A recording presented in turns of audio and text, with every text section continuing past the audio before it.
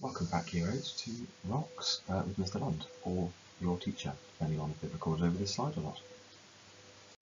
So, in today's lesson, we are looking in more detail at a couple of things we mentioned in the last lesson's video.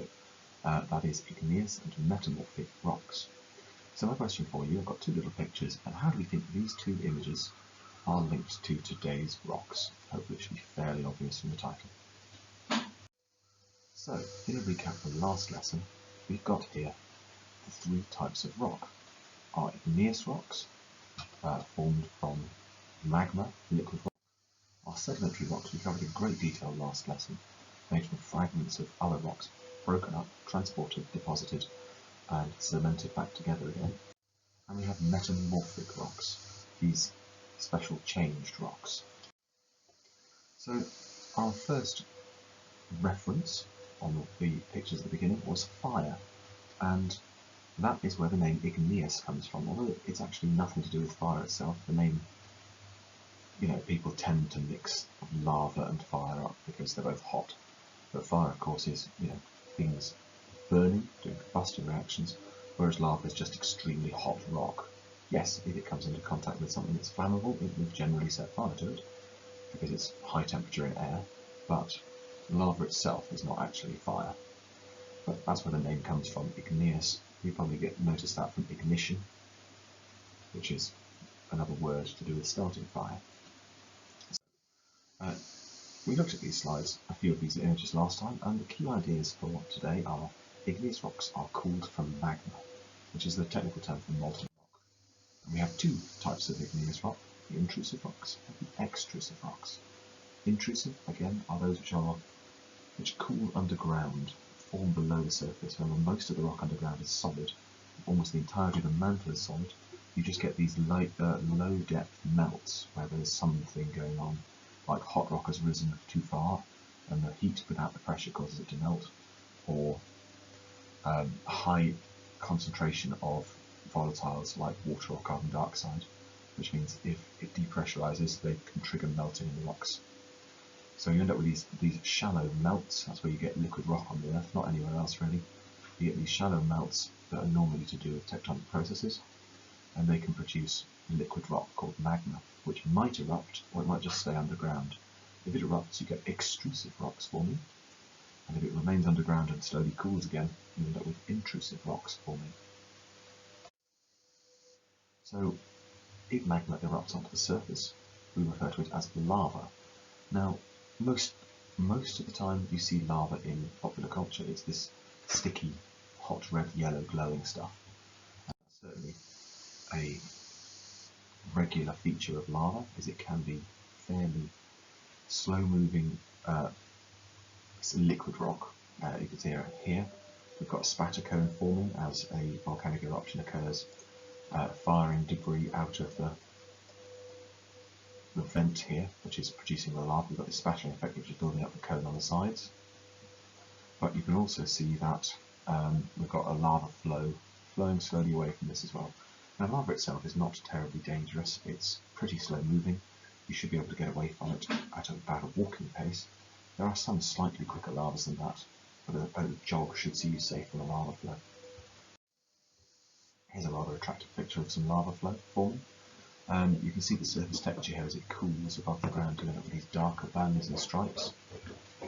And at the edges you can see the light, the bright bits where it's breaking out from under that cooling crust. You can see nice hot rock forming as it leaves the vents over here as well. See the texture on the surface.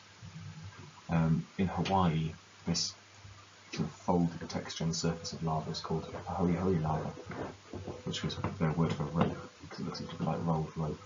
They had another lava, which is called a'a, because it's sharp, and it meant ow, ow, ow my feet. But not all lavas are nice runny lavas. Sometimes you get these very, very thick, high viscosity things like andesitic lavas, and these tend to be much more dangerous. So just in a bit of an aside, because I like quite looking at lava, we don't have much of the content doesn't require us to know much about different types of lava, etc.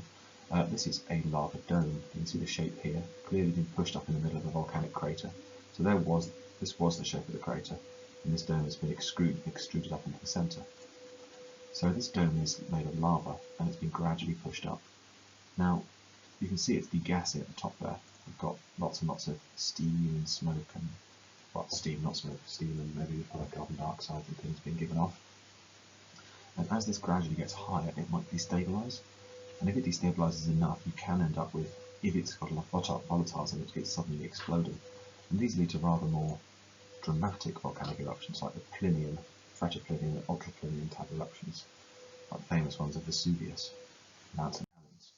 So here's a picture of probably a Plinian type eruption, where it sent up a column of eruptor, and that column, because the volcano gets tired and runs out of energy, the column then comes falling down, and you end up with these superheated flows. Well, this is a pyroclastic flow. You also get basal pyroclastic surges as these encounter liquids and blast, effectively flash vaporize anything wet and blast out of the sides of the surge. The flows follow topography, they'll follow riverbeds and stuff. Surges, not so much. Very dangerous things. Just to give you an idea of the energy behind some of these volcanic eruptions. This is Mount St. Helens. On the right here you can see a lava dome forming. There was a bit of rainfall, a bit of snowfall, and this lava dome had a little bit of an avalanche and slipped down there. And that underneath here there was a big magma chamber, and this landslide slipping off the side exposed the magma chamber to much lower pressure. There wasn't so much rock sitting on top of it, and that made it blast upwards and outwards. And, well, let's just put it this way, the trees here were a long way away. They're not safe from the basal surges, the initial basal surge, or the flows that came later, or pyroclastic surges up a hill. But the forest was flattened for hundreds of miles around. Just to give you an idea of how much damage this did, I'm going to wipe out my ink, and I'm going to transition on, and you can see what it looked like after the eruption. Same viewpoint, that's what was left of Mount St. Helens after that major eruption. You can see that about a third of the mountain is gone. That was blown several kilometres upwards and outwards, covering a large area in ash and pyroclastic flow deposits and surge deposits. All manners of other exciting and very devastating and very fatal things. Most of the casualties of Mount St. Helens are actually geologists or volcanologists who are studying the volcano, because people quite sensibly evacuated in advance of it, and it wasn't a very populous area anyway. So that's extrusive rocks. It's worth mentioning that the extrusive rocks, we'll have a look at their properties in a second, but we'll just jump back to intrusive.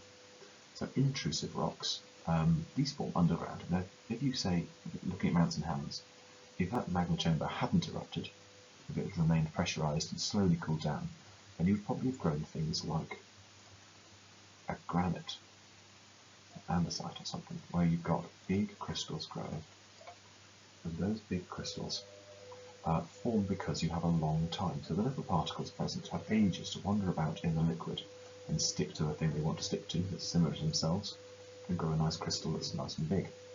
So you get these big crystals forming in igneous intrusive rocks because they cool nice and slowly. Now there is a link here to YouTube. I'll put that onto my homework. Anyone else setting this homework may choose to do the same. It's not a brilliant video, but it's a scientist, and I can't link it, I can't play it in the recorded PowerPoint sadly. It's a scientist who takes 3 test tubes and a crystal forming solution in a hot water, and he places it into 3 different test tubes, one that's in insulation, one that's at room temperature, and one that is cooled, so with ice. And one of them crystallises quickly, and 2 of them crystallise relatively slowly, one of them very slowly. And you can clearly see the difference in crystal size that he grows. The hot one, the one that's insulated, stays hot for much longer than the crystal that grows and much bigger, whereas the one that's with ice crystallises rapidly, and you've got very small crystals present. So here are the extrusive rocks. Now, the intrusive rocks all tend to produce large crystals. The extrusive rocks, they vary a lot depending on how they form. So a common one is pumice. Now pumice is effectively lava that's full of gas that's blasted out and a sudden drop in pressure. So the gas bubbles expand rapidly and then the lava freezes around them.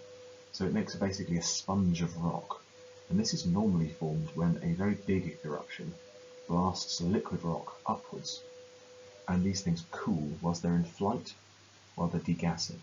So you tend to get this kind of thing from a big eruption like a Vesuvian eruption, where they're blasted upwards and they form these sponges as the gas suddenly comes out of the rock, or out of the lava, and forms these crystalline sponges. Volcanic glass, on the other hand, again you can see no crystals present. I know it looks a bit like one big crystal, but if you look at it under a microscope, it's really not. It's just lava frozen almost instantly without time to form any crystals at all. What we call matrix. And this happens when you get lava that literally falls into water. And if you find this around pillar lavas near submerged volcanoes, where a big blob of lava is suddenly exposed to cold water, and then the fragments of it freeze solid and shatter, and you get these pillar lavas with volcanic glass obsidian all around them. So, the properties. This is kind of the thing you need to know. You need to know that igneous rocks form from lava, or more accurately from magma. Sometimes it's lava, but it's always magma. And you need to know their properties are, in general, that they are hard. They form crystalline structures. Now, I appreciate that pumice is not hard and it's not crystalline, but this is in general. So most igneous rocks are hard, and they are the hardest forms of rock in general. And this means they don't scratch very easily, and they're useful for making things like worktops. You've probably all heard of granite worktops for your kitchen. Those are a thing that they do very well. They're non-porous. Another thing that makes them good for worktops is that they don't tend to have holes in them, except again for things like pumice, where there's a sudden degassing in a volcanic eruption. Most igneous rocks, particularly the intrusive ones, form a very dense crystalline matrix, or very dense a series of crystals that interlock together. And this means there aren't any holes in between those crystals to allow water to sit or to flow through. So they're not porous, they're also not permeable. Lastly, the other thing you need to know about them is there are no fossils. Any animal or plant remains that were present in the rock before it was melted are entirely destroyed by the melting process. You will not find any form of fossil in proper igneous rock. So, some key examples. My question here really is, can you identify which of these is intrusive or extrusive? There are 2 extrusive and 1 intrusive rock present. So hopefully that should be fairly obvious. Just out of curiosity, there's 2 of these you've seen on the PowerPoint already, and the third one is another key example you need to know, and it's quite good because it shows clearly what's present. So, pause, have a go. First of all, have the names. Granite, basalt, pumice. Bonus marks if you knew 2 out of those 3, or lots of bonus marks if you knew basalt. So pause, and the answers, which one are extrusive, which is intrusive. The intrusive is obviously the granite with its largish crystals that you can see individual zones of different colour.